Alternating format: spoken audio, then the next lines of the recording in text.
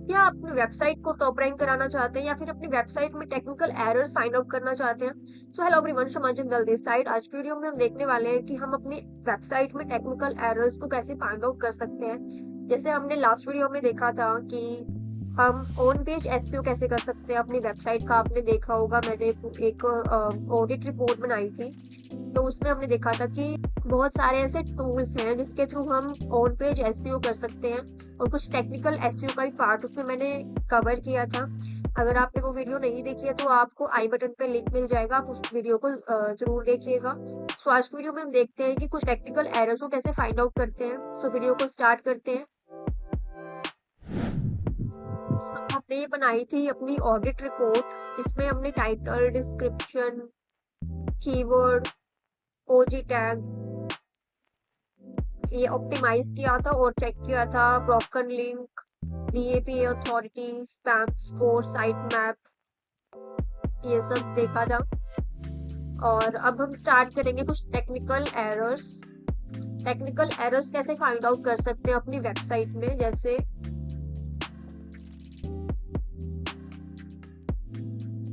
ये वेबसाइट है, तो इस वेबसाइट पे एक एरर होती है, एरर 404। एरर 404 क्या होती है? जब कोई पेज एग्जिस्ट नहीं करता। लाइक ये इसका यूआरएल है इस वेबसाइट का। अगर हम इसके बाद कुछ और सर्च करते हैं, मतलब कि गलत लिंक सर्च करते हैं हम उस वेबसाइट के साथ, ठीक है, और एंटर कर देते हैं, तो क्या आता है? Page not found. अगर यहाँ पे आता है पेज नॉट फाउंड, इसका मतलब क्या है? यहाँ पे एरर 404 है। ओके, मैं एक और वेबसाइट दिखाती हूँ आपको।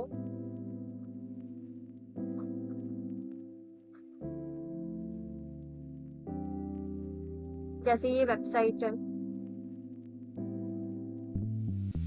इसके मान लीजिए लास्ट में हमने कुछ भी सर्च कर दिया, तो यहाँ पे क्या है? Page can't be found. लेकिन यहाँ पे फिर भी एक पेज लगाया हुआ है वेबसाइट का, ठीक है, जिससे हम इस पेज पे पहुंच सकते हैं। हम कहीं पे भी क्लिक कर सकते हैं। लाइक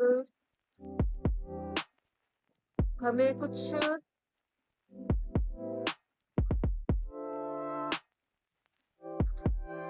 यहाँ पे रिसोर्सेज के बारे में चाहिए, तो हम क्या कर सकते हैं? यहाँ पे जाके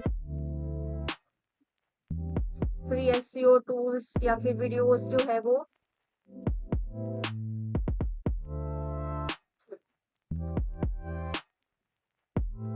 ठीक है, ब्लॉग है, आर्टिकल है, वो सब हम देख सकते हैं, ठीक है। इसका मतलब ये है कि हम अगर एरर 404 का हमें पेज लगाना होता है ताकि कोई भी यूजर हमारे वेबसाइट से बाहर ना जाए। ओके, हमने वहां पेज लगाया अगर, तो हमारी वेबसाइट पे ही वापस आएगा। अब नेक्स्ट है एरर 403। एरर 403 क्या है?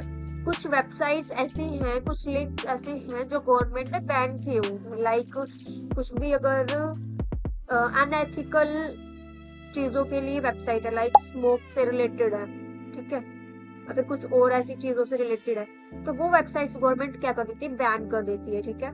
आपको कभी भी वो वेबसाइट नहीं मिलेगी।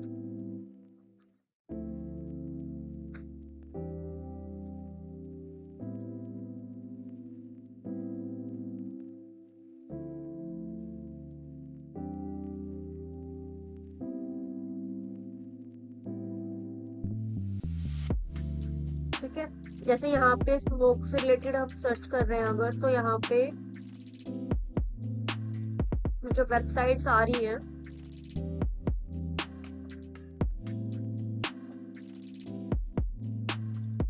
यहाँ पे आर्टिकल डाले हुए हैं उन्होंने कुछ वेबसाइट्स ने, इसके जो हार्मफुल इफेक्ट्स हैं उससे रिलेटेड, ठीक है। कुछ ब्लॉग्स हैं इससे रिलेटेड, लेकिन कोई वेबसाइट आपको नहीं मिलेगी। ऑलराइट, तो 403 एरर कौन सी एरर होती है? जो गवर्नमेंट ने बैन की हुई है। फिर है परमानेंट रीडायरेक्शन एरर 301। इसका मतलब क्या है? मान लीजिए आपकी कोई पुरानी वेबसाइट थी, उस पर अच्छा खासा ट्रैफिक था ऑलरेडी, अब आपने न्यू वेबसाइट बनाई है। न्यू वेबसाइट पे ट्रैफिक गेन तो नहीं कर सकते, इसमें टाइम लगेगा, तो आप क्या कर सकते हो, पुरानी का लिंक लगा सकते हो अपनी नई वेबसाइट पे। आपने कई बार देखा होगा कि बहुत सारे ऐसी वेबसाइट्स हैं जहाँ पे आप क्लिक करते हो तो आपको इंटरफेस उसका चेंज मिलता है कुछ ना कुछ, ठीक है।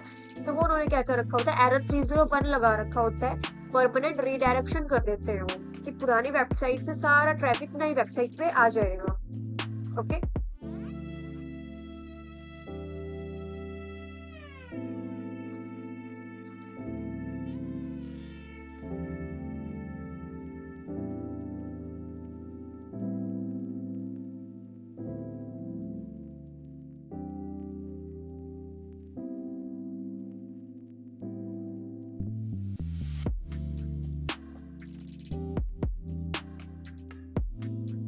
जैसे मैंने ये सर्च किया, कुछ वेबसाइट निकल के आई है,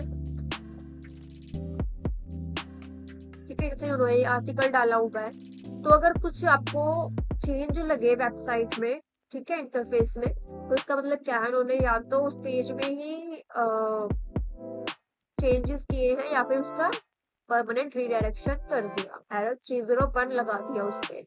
ओके, अब एरर 302 में क्या है, टेम्परेरीली रीडायरेक्शन।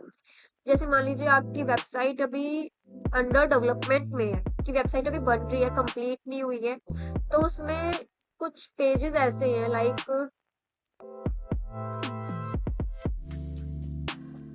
जैसे ये है वीडियो वाला पेज है, ठीक है, तो यहाँ पे वीडियोस अभी डाली नहीं हुई है, लेकिन ये वाला पेज लगाया हुआ है, टेम्परेरीली रिडायरेक्शन किया हुआ है ये, ठीक है। जैसे ये तो कुछ ग्लोसरीज बनाई हुई है, यहाँ पे फ्री एसईओ टूल्स है। अब यहाँ पे एसईओ टूल्स का पेज नहीं लगाया हुआ, ये वाला पेज लगाया हुआ है, तो क्या है, ये पर रीडायरेक्शन किया हुआ, टेम्परेरीली रीडायरेक्शन, एरर 302 लगाया हुआ है यहाँ पे, ठीक। अब एरर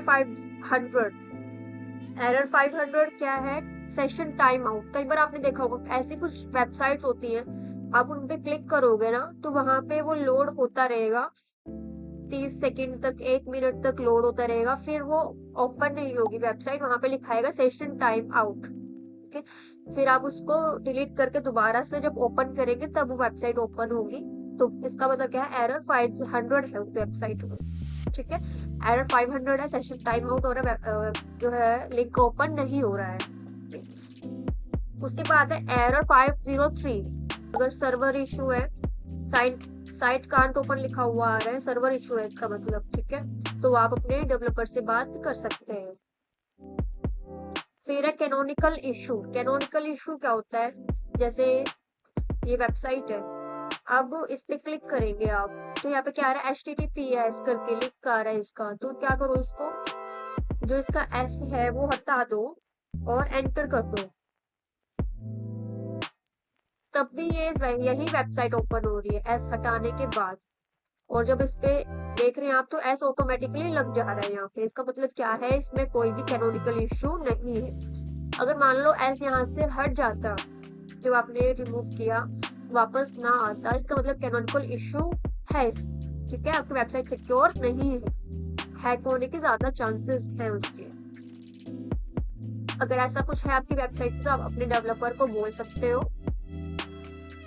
फिर W3 वैलिडेशन क्या है, कुछ एरर्स अगर है वेबसाइट में तो वो फाइंड कर सकते हो आप, एक टूल है ये, ओके, वार्निंग्स है कुछ तो वो चेक कर सकते हो, लाइक एक इसके लिए वेबसाइट है,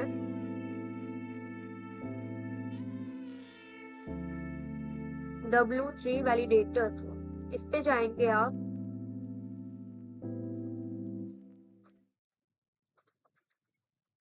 कॉपी करेंगे वेबसाइट का लिंक और यहाँ पे पेस्ट कर देंगे, फिर चेक करेंगे,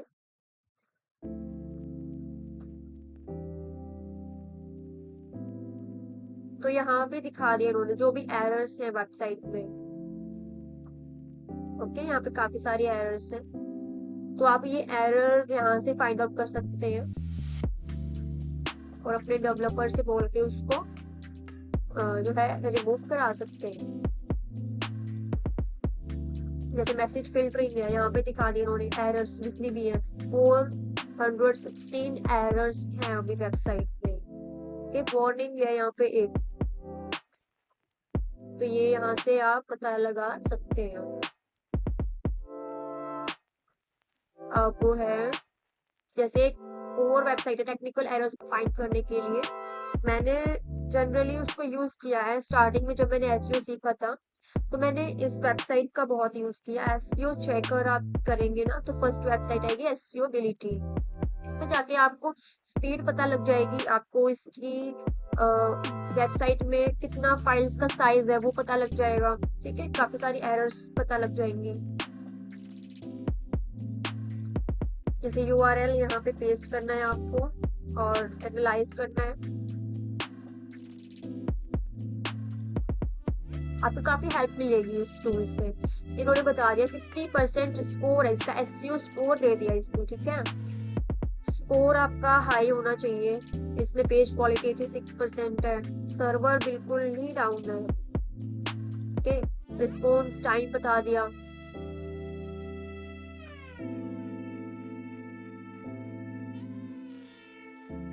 ठीक है, फाइल साइज बता दिया, यहाँ पे कितने वर्ड्स हैं वेबसाइट में, कितनी मीडिया फाइल्स हैं। ओके, जैसे यहाँ पे सब ओके दिखाया है।